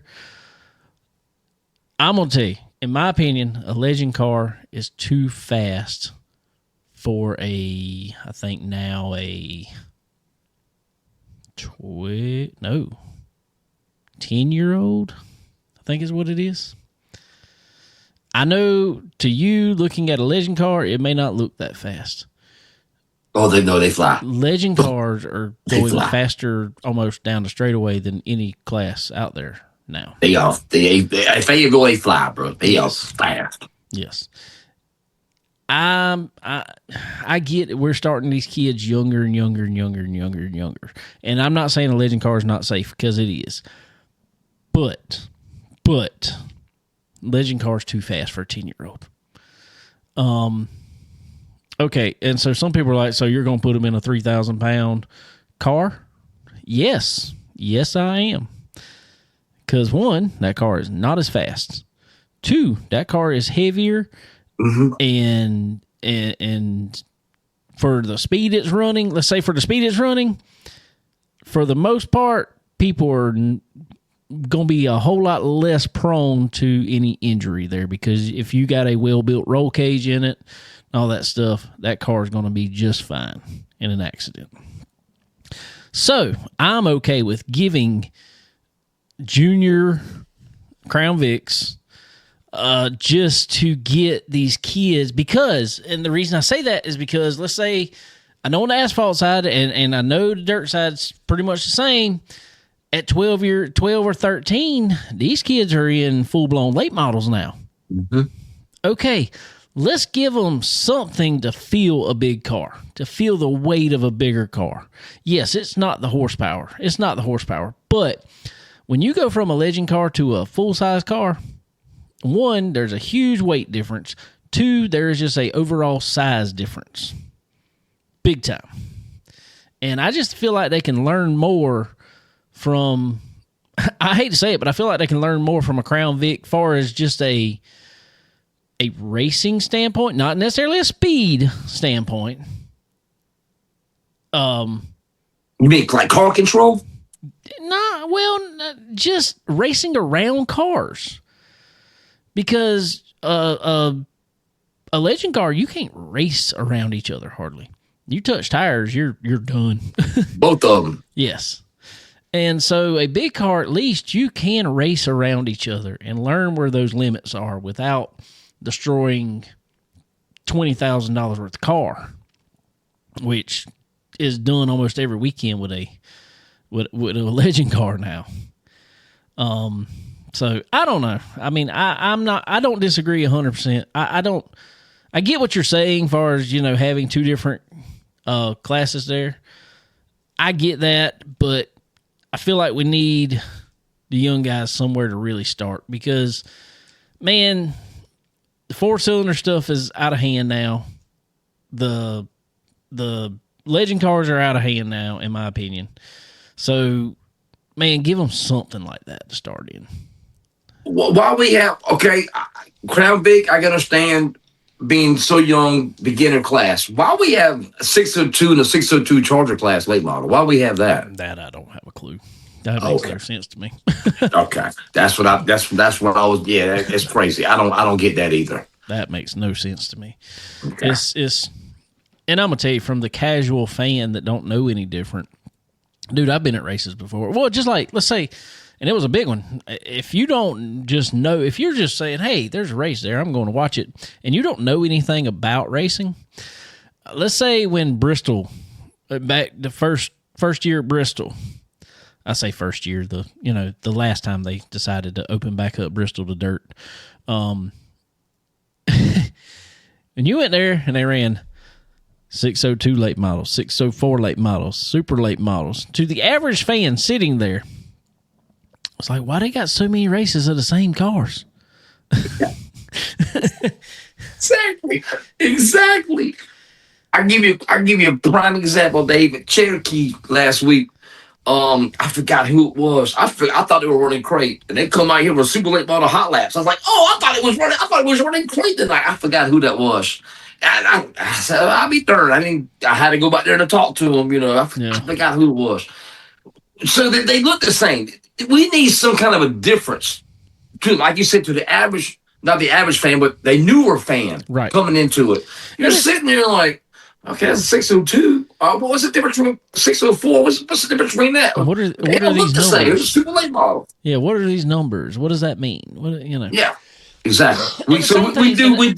And I will say the same thing happens on the asphalt side, because there's midnights. Let's say at Florence Motor Speedway, and it's a tough thing to do. You got Chargers, limited late model, and late model stock, all on the same night. Well, all three of those are also the same car. Same car. Yeah. And if you don't have an announcer that's really good, and fortunately we've had announcers over at Florence that really describe the differences. But if you don't have an announcer who really knows how to describe those differences, then people are like, "Yep, they're racing. I don't really know the difference, but they're racing." I had a guy from California, sprint car guy, and we was watching something. This is like 4 years ago, and I think was watching Sonoya actually, and he inboxed me. Okay, what's a 602? What's a 604? And I had to, write a paragraph and tell me the doggone difference. And later when he came back and, thanked me and everything, man, for introducing him to the super late. Because he didn't really know what a late model was, being in California. Because ain't no late models in California. But yeah, I had to explain that to him. We need that, Dave. We need some kind of a body rule where we can actually tell the difference between a 602, 604, and a super late model. It wouldn't hurt my feelings. I know it's just changes stuff, but you probably remember it around here. We kind of went through a phase in I guess that was, all the way into the teens, 2000 teens, where there was a lot of asphalt Charger cars that ran more modified looking bodies. Do you remember that? I know my buddy Chad Webster had one. Bosie Lane had one. Looked like, well, actually, Chad bought one from Bosie. Bosie had a couple of them. I think I do remember that, Dave. They ran modified looking. It would be like, and I mean, it looked more like a dirt modified than it did a asphalt modified. Yeah. Mm-hmm. But they were running those on the Charger cars, and it was open front wheels. I remember that. And you know what? I get that that's not just the way that body was made is not just a readily available body, but a lot of it was just flat sheet metal, so it was kind of easy to build to some extent. I'm personally not against the Charger class being something like that, just so it looks different. Different, yeah. I mean, the car's still going to be the same. It just look different. So, I don't know. We need that, Dave. We need that more in dirt racing, all over. Yeah, it's just racing in general. Yeah, and all short track racing. Yes, we need differential, Dave. Yeah. I think it. I mean, I don't know. I know we nitpick a lot of things on here, but I just feel like people can get behind. Well, maybe somebody will listen. Maybe somebody finally will listen to us. I doubt. Maybe, but I doubt. Hey, I think I got Speed Weeks moved up. They're coming up this year. I think I finally, last 2-3 years on here, I'm ripping the lip. I think that's why people. Oh yeah. If you say enough, Dave, ears will open up. Well, yeah, it made no sense to me the way they used to do it. Honestly. So Lucas Oil started in March, huh? Yeah. Yeah. Interesting. Yeah. Hey, I like it. I do too. Now you can go to Wild West Shootout, shoot across the country, and you stop off in Tulsa, watch the doggone Chili Bowl, and go wherever. Finally, somebody paid attention to that. I know. So, anyway, all right. Well, let's talk a little bit about. There was some NASCAR racing at Talladega this past week. Can we stay on dirt for one second? I got something to tell you. Go for it. Did you know there was a big 604 $30,000 win race at Alltech this past weekend? I did know that. And I'll tell you I saw a couple of reasons I knew it. I saw that, and then I saw I saw Bebo post about it. He was like, so we have a $30,000 win race, and we're not televising it. That race has always been televised. Well, only thing I can think of, Dave, is there's no more XR, Dave. I think XR is over, bro. I think the whole thing is gone. I think XR, yeah. I agree with you. I think some. Sounds like, I don't know. I'd have him on here and he could talk about it if he wants to, but it sounds like there was a good bit of shadiness there. I know. I hear things. I hear things. I think we all hear things. I ain't afraid to say it. There was a lot of people that told me that, where was it? Las Vegas they went and said, they were at the next race, which was where? Was it Alltech after that? No, I think it was Texas, wasn't it? Might have Did they been go Texas. to Texas? Yeah. And they said they were still waiting to get paid from Las Vegas. I heard something about Las Vegas, Dave. Let's just say I'm just going to use the word casino.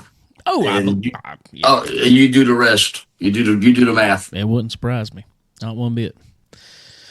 I don't know the guy, never met him, but I just know when people start talking like that and you can't pay what you promised.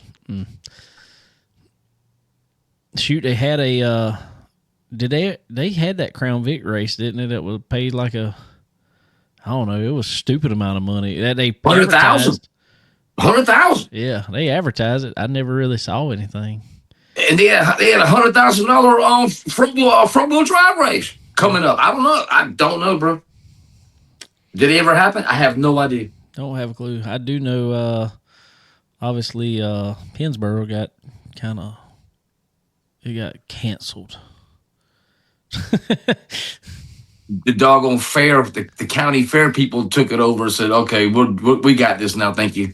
Yeah. Have a nice day. Yeah, we got this. Yeah. We good. You good? Yeah. See your way out." So that's all I'm gonna say. But we had a lot of our locals there, Dave. Leighton Sullivan was there, friend of the show. Yeah. Jeremy Steele Ross Bell was there. Who's that? Jeremy Steele, I know, was there. Downtown Michael Brown. Michael Brown showed up. Sweet. Yeah. Driving his car? Top 10. Was he driving his car or whose? I didn't see it, that's for sure. You know what? I need to text Drew. I might text Drew after this race, and I'll text you the information. I'll text Drew. I got you. Yeah. But yeah, man, and Hayden Carville pocketed $30,000. And like you said, and Bebo's wouldn't stream. Can you believe that? No string. I mean, I imagine somebody had it on a live somewhere on Facebook, YouTube, something. I don't know, but that makes no sense to have that kind of money race and it not be streamed anywhere. 30,000 to win 604. I just don't understand it because I can tell you this: if they'd have called Ultra Broadcast and be like, "Hey, we're paying $30,000 to win. We need somebody to stream this race. Y'all come down here." They've been like, "Be right there." It probably would have done it. We'll talk about money later on. Yeah. Well, let's pack up, boys. Let's go. Exactly. So, I mean, I don't know. I don't get that. I don't either. It blows my mind. That blew my mind. Especially today and I mean, if this was 10, 15 years ago and we were saying that, yeah, sure. Not in 2025. What high school football game isn't broadcast anymore?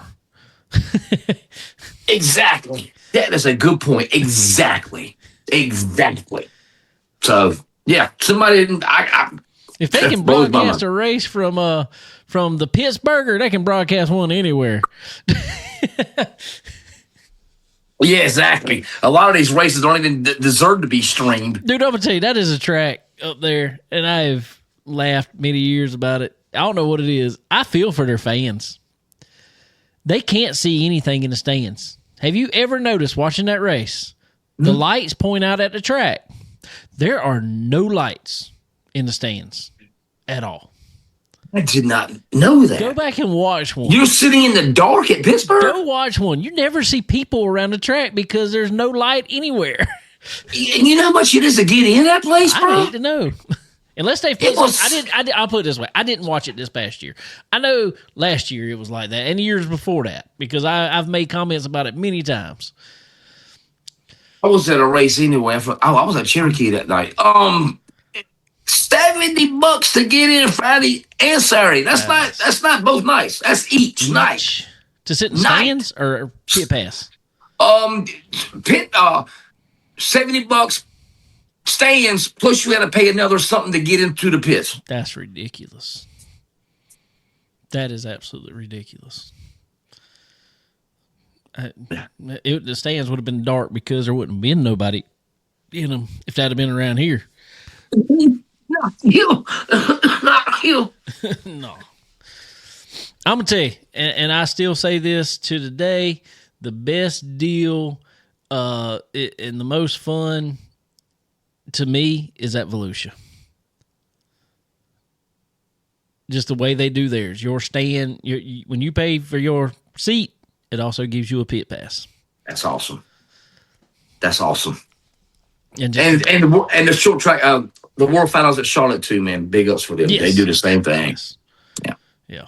So that's really cool when you can do that, and it gets people. Anytime you can get people close to race cars, it gets them more interested. I'm gonna preach that till I'm done. Thank you. And like I said, a month or so ago, excuse me, before the main event at Lakeview, they opened up the stands over the pit gate. That's right. Where the fans are gonna do a meet and greet. We need more of that too, Dave. That's right, for sure. Yeah. For sure. It's tough to do it. Now, we had to talk about that at Florence one night because it was like, yeah, they wanted to do it. But at the same time, it was one of those nights, and it's like 7 late models showed up and 6 Chargers showed up. It's like, and there's, 50 people in the stands. It's just like, it's not worth it to do it. That is sad, bro. But fortunately, after we had them on, after we had Brian and Steve on, and they've done more on their podcast and on Tap and all that good stuff, numbers really went up. Really went up. They went to Good. On a regular Saturday night race. They went to a $5 ticket, which is unheard of, and so that really got people in the seats. Yeah, you told me it was a big old crowd there, bro. Yeah, it's been pretty decent. Good. Pretty decent. So Good. But anyway, what else you got before we move on from that real quick? We already at the hour and 47-minute mark. Good Lord. Are you kidding me? I dead serious. It's 8:30. Zach Mitchell wins TST Southern Thunder Friday night. Corey Hitchcock won Southern Thunder Saturday night. So in the long the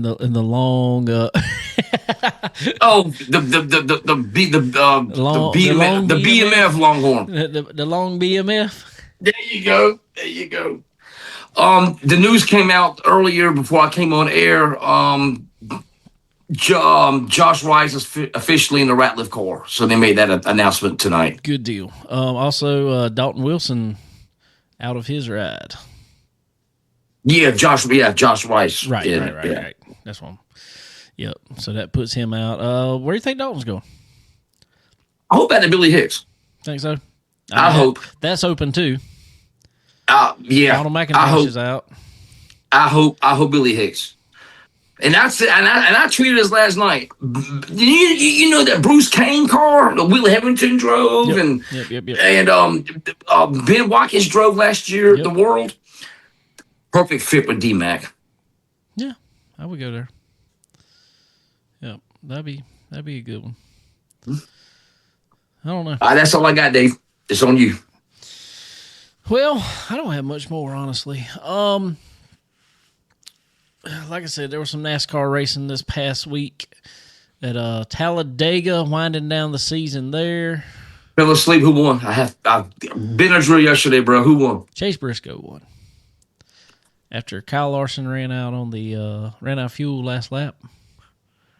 Leading? He was leading the bottom line. Chase Elliott. Oh, speaking of Kyle Larson, what do you think about Brad Sweet retiring? Oh, full time. 39 years old. At 39 years old. That's I'm glad he can, on his own terms and do what he wants to do. He said he's still gonna come back and run some big races and stuff like that. I think he's gonna be one. I'm gonna tell you what I think.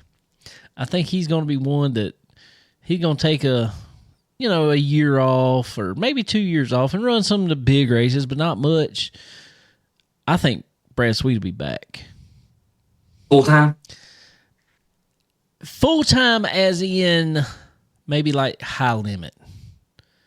Okay, full time run high limit. Yeah, I don't think he's going to go back and Run 75, 100 races a year. No, whatever. I don't think that. But I think he will come back, pick a series eventually. Say like high limit. I mean, obviously, you know, he's got a little bit of skin in that game. Yeah, definitely got pull. Yeah, so I think he could come back and just run a full season of high limit, which I think would suit him. Yeah, that'd be good for the sport too. I know there's some brass sweet haters and there's some brass sweet lovers out there. So, oh yeah, I mean dude's been good. Rico beat him first time. First time Brad's been dethroned in how many years now? 4 or 5. Yeah, dude had nothing else to prove at all. Four outlaws and 1 no limit championship. Is that right? Yeah, I think so. So Rico moving to Tony Stewart Racing, running high limit next year. That was surprising to me. Think so? Yeah, Stewart's always ran outlaw. That's very surprising to me. Yeah, but he got mad with Outlaws a few years ago. Oh, he did. I didn't know that. Oh yeah, it was a big old to do at Charlotte actually. World Finals. Yep. Because at that point in time they were not full time on World Outlaws. Mm-hmm. That was when he was still running the what was it called, the All Star, whatever. ASCS All Stars. Yeah, right. And he did not have, his team was not running full time World Outlaws, and they went to come run Charlotte, and they told him their merch trailers were not welcome there because they weren't full time. I remember that. And I think they've been kind of on the outs ever since. Even though his team ran it, I don't think he. And that team needed a fresh start. I think they have not ran good this year. Obviously, Rico's coming in as new driver after Shots is out there, which apparently was a surprise to him. Sounded like yeah. He said he didn't see that one coming. Yeah, and which is surprising out of Tony too. But Tony, it seems like every time there's a driver, and think about this, and I'm not even talking about just that. I'm talking about even when it was Cup. Remember when Ryan Newman got taken out the seat? Ryan Newman acted like he was really surprised and was kind of upset about getting taken out of that seat. And I don't know what the deal is with the way Tony runs that, but it's just like out of the blue one day, it's like, all right, you're out. It's like getting a text message. You're breaking up with somebody through text message. Dude, I'm telling you. He must be rough on them guys. He's like 100% for it. And I think that's the thing. I really think that is the thing. Because Tony, from what I hear, is the best owner you can have. Because he is 110% in for you at that time.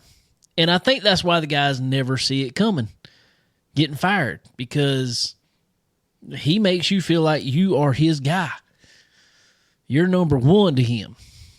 And then all of a sudden, pull that plug. The hammer drops. Wow.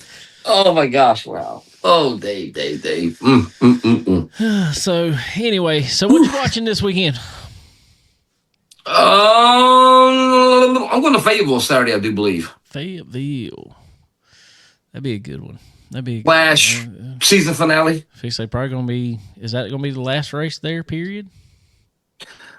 I put it to this right here, Dave. I may have to take me a Ziploc bag. There you go. And take me a souvenir home. There you go. See some good races there, Dave. Dude, I'm telling you, I have to. I watched Chris Ferguson win his first Lucas Oil race there. When is his first Lucas? Yeah. I think so. Yeah. Yeah. I was there that night. I've seen Jeff Smith win a Lucas Oil and an Outlaw race in the same year. Yep.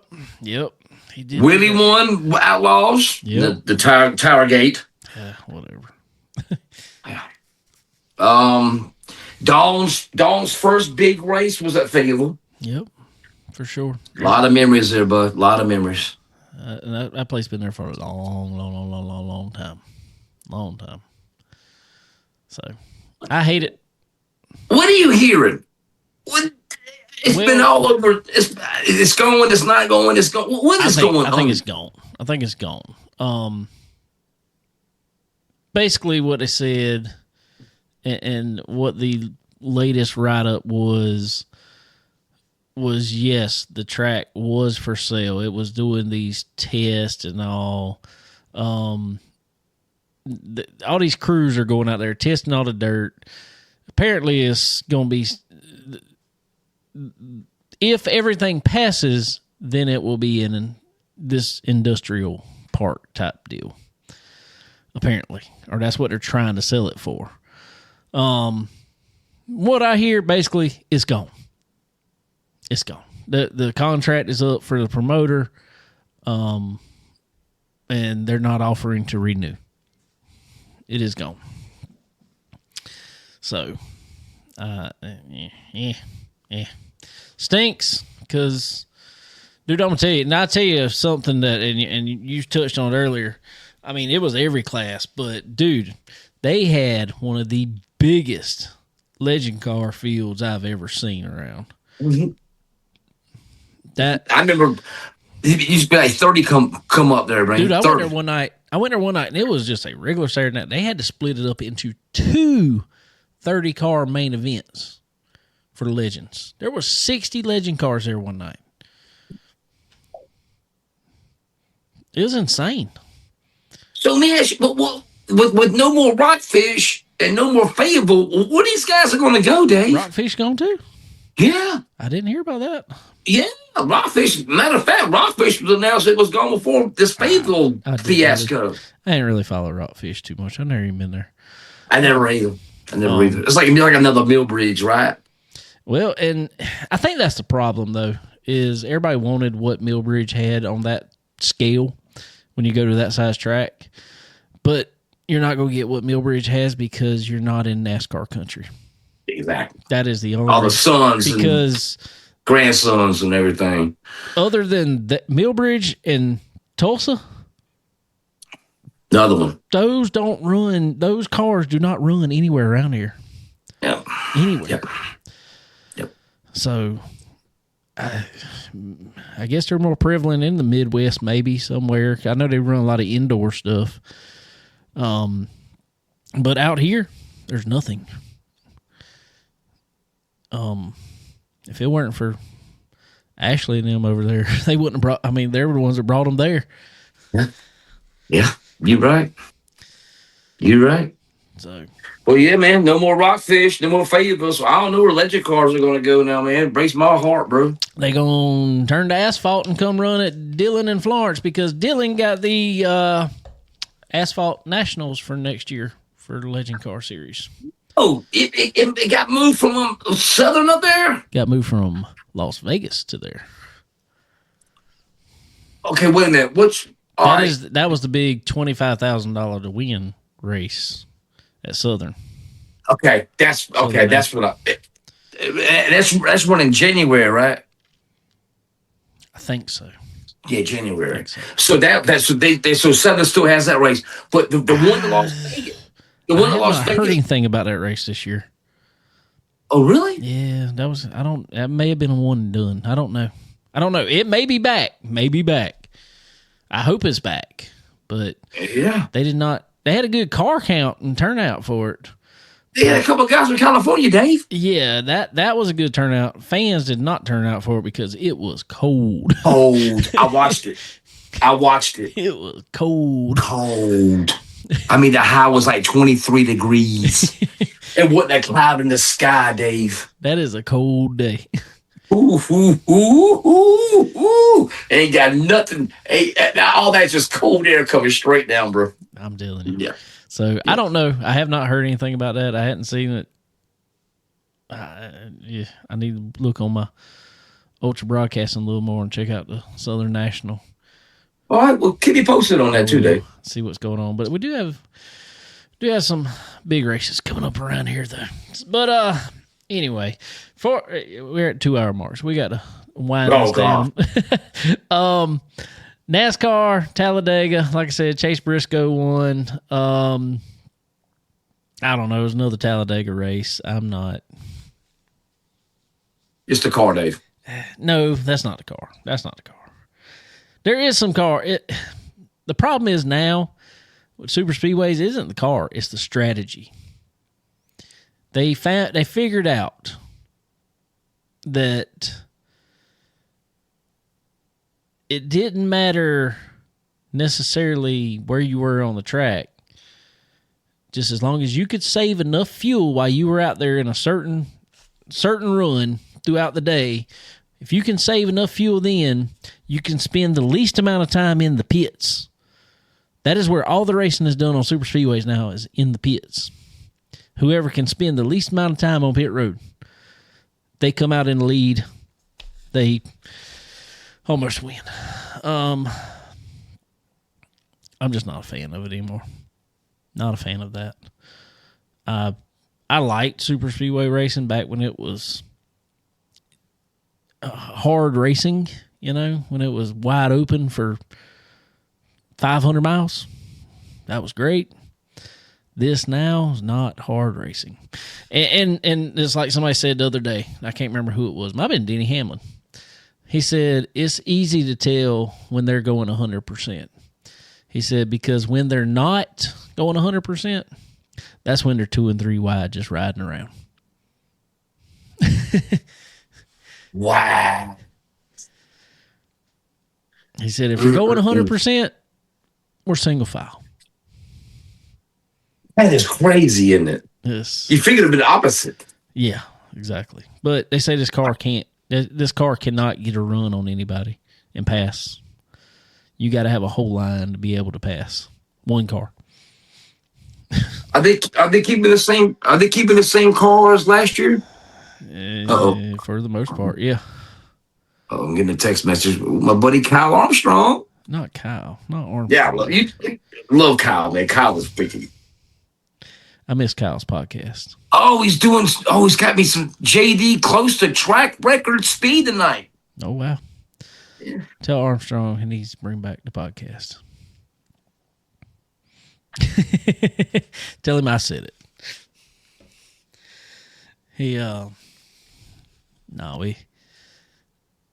It was good stuff. Whole Forward Bite podcast with Kyle Armstrong. He used to be, he used to work at SRI, right? Oh yeah, he's with Simpson now. Yeah, with Simpson now. I like it. I need to talk to him because I need some stuff. They said bring back the Forward Bite podcast, and he said, "Oh God," he said in caps, "Hurry up, hurry up." There you go. All right. Oh, but anyway. All right, Dave. Love you, man. Another great show, man. You guys been almost 2.5 hours, bro. I know. But anyway, so NASCAR's going into Martinsville this week. Yeah, I'm not. They're bringing a different tire, which could be great. Could be great. I still say they got to somehow get rid of fifth gear to have a good race at Martinsville now. You get rid of who? Fifth gear. Oh my God! Please, don't, man. That's stupid. Because all they're doing now is they go down in the corner. If they don't enter the corner great, they downshift real quick and take off. He beat Kyle Larson's 14, 1, 8, 3, and 20, and JD just beat that. Oh wow! I was watching that earlier before ball game come on. Kyle, you watching ball game? Come on, Kyle. I don't blame him. Anyway, so we'll see what happens with Martinsville. I know our buddy Connor's going to be up there, and I think he's maybe back here next week. Talk about it. Yes, sir. Wait. Butterbean Truck Series next year, yes, baby. In the Dodge. I need to have him on. Also, I need to tell real quick. Cole Cars Tour. Landon Lewis, our buddy Landon Lewis. I texted him today, actually. He had something to do tonight, but we may have him on maybe next week. He is your 2025 Cars Tour late model stock champion. So congratulations to him. But another thing I want you to talk about really fast. Mm-hmm. Cars Tour race was at North Wilkesboro. That's where they had their season finale. Mm-hmm. We had Shane Huffman on here the other week. His son, Landon S. Huffman, last 2 races has been in position to win almost. I mean, ran second at I think that was Tri-County. Now he turns around and running in the lead at the white flag. Did you watch any of the end of that by chance or see highlight anywhere? Yeah, I saw the highlight. Okay. What do you feel about the move Caden Quapple made on him to win the race? Well, I've been telling you about this whole cars deal, bro, all year. You got to bump somebody out the way to get him. Dave, come on, bro. That's not racing to me. I mean, man. that's the thing. Racing. That's the thing. Is he didn't? No. Did he dump him? No, didn't dump him. But he went in turn 3, knowing good and well he was not turning. He was going to push Landon up the track as far as he could until Landon had to lift. And, man, that's just not racing to me. It's not. It's like, dude, run side by side. Get off the corner better than him. If you go push him up and get under him. You ain't gotta. He gave him no chance. I mean, he just used him up. There was no chance you're going to make it through that. And he pushed him over to Richmond. Yeah. I mean, but I don't know. That's just not racing to me. No. I get it, but the problem is that's how these boys drive in the Cars Tour now. And I've been saying it all year, Dave. It's not freaking racing. I agree 100%. I text Shane right after I saw that night, and I'm like, dude, tell Landon he has absolutely nothing to hang his head about. I'm like, that's not. I said, I'm tired of watching, and it was funny because right after I texted him that, he posted on X almost verbatim of what we were talking about. That's awesome. I saw his text. His tweet. That's awesome. Yeah, so he tweeted the same thing y'all were talking about. Yes, that's awesome. Yes. Awesome. So congratulations to Landon S. Huffman for putting a show on. And yeah, he didn't take on to win, but man, you keep in position like that, it's going to happen. Mm-hmm. But remember those moves. That's all I'm going to say is remember those. Jimmy Spencer. Yeah, don't forget. Don't forget. Because when the shoe's on the other foot, we'll hear who's whining at that point. Exactly. And I said the same thing about our TJ last year. They were bitching and moaning on doggone Twitter. Well, race like you want to be raced. You going to race me that way? All right. It's going to come back and get you. That's right. And that's why I'll tell anybody. I don't really get mad. Now, if you just go in there and dump me at a racetrack, I might be mad. But if you want to use me up like that, and that's what I told a driver this past year. I'm like, hey, that's fine. If you want to race like that, just don't get mad when you're on the losing end of that. That's right. Exactly right. Don't come at me. Don't come at me there later on. Exactly. So anyway. All right. Well, I'm going to. I think we're going to try to go test the truck this Saturday. Where you going? Probably Dillon. Okay. We'll go over there and test her out and see what's what with her. Are y'all still when does Florence wrap up and everything? Florence has 2 more races. We got the PD, or what is it? Is it the PD 225? It's part of the 400. 400 is going to be held over 2 weekends basically now. Okay. First weekend will be the trucks, Chargers, something else. I can't remember right now. I have to pull it all up. Are you going to do double duty, or are you just going to concentrate on the truck? Oh, we've sold the Charger. Oh, you sold the Charger? Yeah, we sold the Charger. It's still here. That? It's still here. Guy hadn't come got it. Don't know why. Hadn't talked to Where's he at? North Georgia. Oh, really? Close to Anderson, actually. It's where he wants to go race it at. Okay. But he hadn't come got it. It's still here. Hadn't heard from him. Does he race regularly now, or is this going to be his first year getting into it? No, apparently it's his first year. So I don't really know what the deal is. What? Okay. Apparently he's got a few cars though, so I think he's just collecting cars and figuring out as he goes. A plethora. Okay. Yeah, he's got options. Okay. I don't know. So anyway, we're gonna go test truck this week. I don't know if I sent you a completed picture of it. I'm gonna send you a picture of it. Let you check it out. You sent me the nose in the garage. Okay, I'll send you the rest of it. All right. At 2:30 Saturday morning, I finally got it done out here. Well, I say done. I'm still not completely done with it, but it got all the sponsors on it. Oh, you put the wrap on and everything? Wrap? Who wraps? Okay. David does his own individually cut layered vinyl. Old school. Love it. Awesome. Awesome. I don't like wraps, man. Give me paint. I'd rather have paint. I'd love to have somebody come in here and litter it, but I'm not that good and don't know nobody around here that does it. So, But anyway, all right. Well, we got to go. Man, I appreciate you. Appreciate everybody hanging out with us tonight. It's been fun. Been a long one. We had a lot to talk about. Appreciate Cale coming on here. He said something happened with his phone, completely lost signal. He finally just texted me back just a few minutes ago. I was like, sound like Jason now.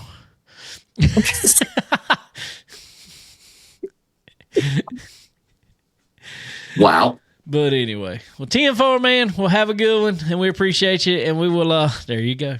Oh, God, that's bad. Bad. Yeah. All right, man. Well, we'll talk to you next time. Have a good one. All right.